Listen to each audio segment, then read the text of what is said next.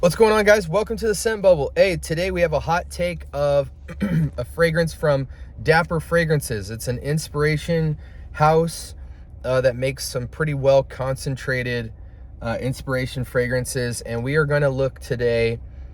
It's interesting because I don't know if they have any original names to the fragrance. It just says compared to the aroma. But I noticed all of the Dapper fragrances say compared to the aroma on them. So that must just be some type of marketing or saying or something like that. But the fragrance that this is going after is Neil Jacquet's Amow or Amow. It's spelled A-M-O-W. So Neil Jacquet, A-M-O-W, Amow, I don't know. But let's get into it.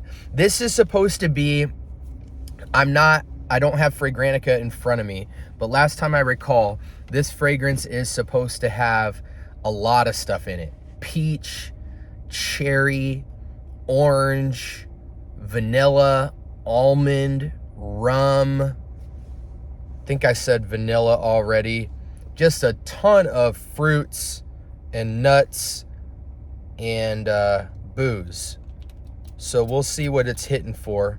I'm going to hit the test strip quite a bit. I'm not going to put it on skin because that thing is popping like lip gloss in the air.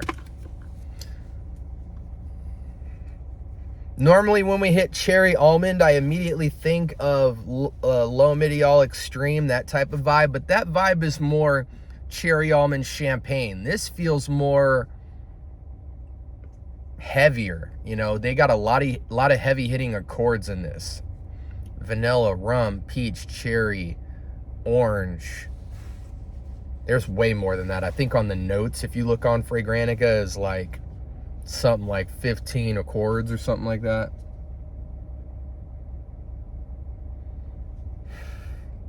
This is a Bath and Body Works type of fragrance for sure. There's a level of syntheticness in it, not in a synthetic accord, but it's more of just like there's such a candy gourmand feel to this that doesn't make out any natural gourmand elements, you know, like a sugar note or baked goods or cookies or cinnamon, you know what I'm saying? This is more like even the cherry, there's a lot of orange in here.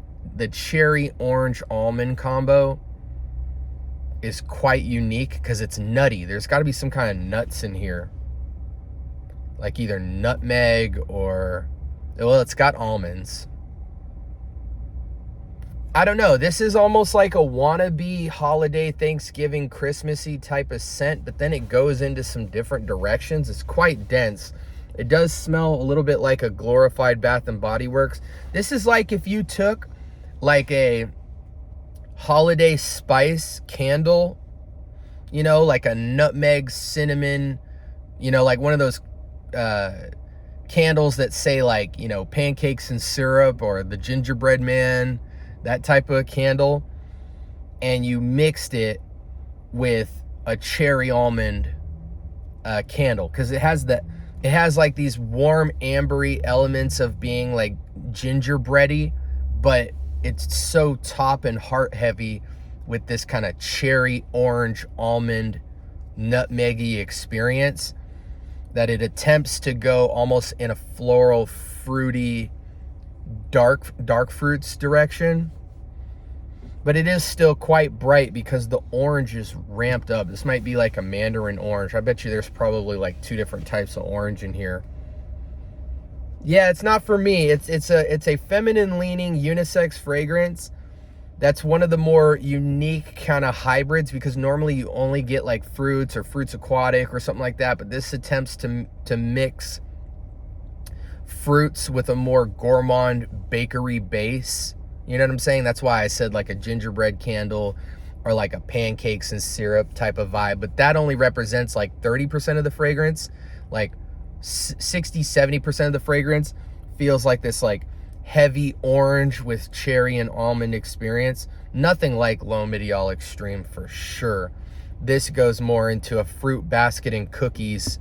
You know, it's like, that's what it is. It's like a basket, a holiday basket that comes with, you know, some cookies, some cupcakes, and then some some fruits, but not your typical fruits. It's like oranges, cherries, almond, maybe some cinnamon sticks or something like that, some honey.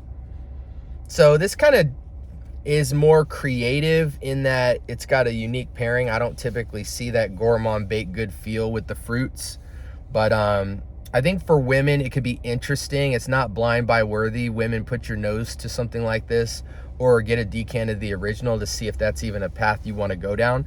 But men, for sure, stay away from that fragrance. I think even if you're a gourmand lover, it's just so all over the place and decorative.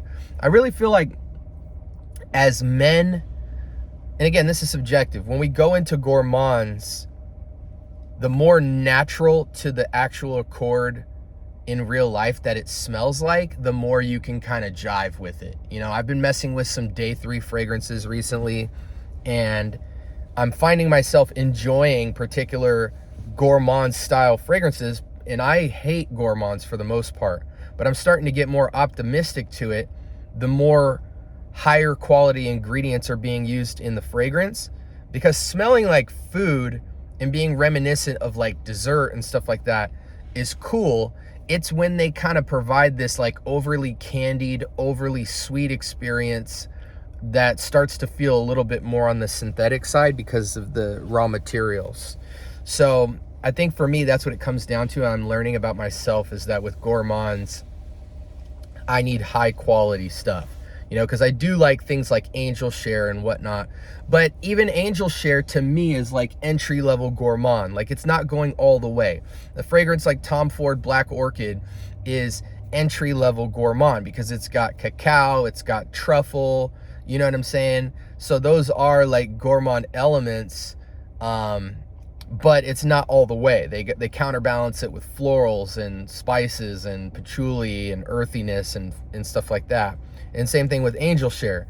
You get the cinnamon, you get the praline, you know, you get the vanilla, but then they counterbalance that with cognac, and that alcohol really kind of grounds the fragrance more in an alcohol base than a holiday cinnamon spicy base. And so that kind of, and the ingredients, are the raw materials in Angel Share and in Black Orchid are so high quality that there's no sense of synthetics or candiedness to those accords. So this is one of those fragrances where, again, because it leans, like, I don't know, it's just like when you walk into a Bath and Body Works, there's a particular level of synthetics where you get a sense that the ingredients aren't cheap, but they're also not the highest quality either. You get the sense that there's a lot of synthetics being used, and there's just a scent profile in the air that almost kind of coats all of the scents, no matter if it smells like cherries or earthy soil or pancakes. They all kind of have this tint of synthetic over them. And I think with this particular fragrance, there's so many notes being just jammed together that they can't all possibly be great raw materials. That's my assumption though, just because it's an inspiration based fragrance.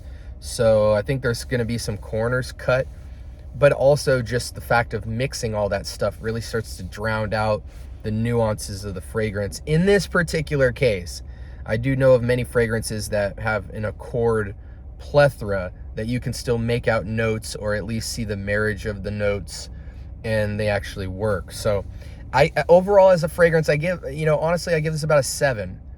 A lot of times when people are experimenting with hybrids, and in this case, I'm talking about the hybrid concept of mixing like a kind of gingerbread man type of feel, cookies and cakes, with cherries and peaches and vanilla and cinnamon and nutmeg and all that stuff, or whatever. Sometimes these contrastive juxtaposing ideas don't work, and I think in this case it kind of does, kind of doesn't. That's why I think you need to decant this before you get it. But yeah, so that's my review. Again, this was Neil Jacquet's Amow, or Amow, A-M-O-W, that's how it's spelled, look it up. And yeah, this was a 7 out of 10 for me. Again, like, comment, and subscribe. More importantly, turn on that notification bell so you can stay tuned to all the good content we're dropping. And definitely get into Dapper. One thing I can say about this fragrance is so far the 2 fragrances I've tried are very dense. Like you could at least get 6 to 8 hours of performance on this one, I think easily, and then the other one I think it was like 4 to 6 hours, but they feel very extradish. Like there's nothing light about the fragrances I've tried thus far. So I'm definitely looking forward to getting into Dapper fragrances and seeing if I can find fragrances that I actually enjoy. That way I can evaluate them more from the analysis of, you know, seasons and you know, use cases and all that stuff. This fragrance was just a very playful, casual, fruity / bakery type scent. So with that being said, this is the Scent Bubble. Hope y'all stay blessed, and until next time, peace.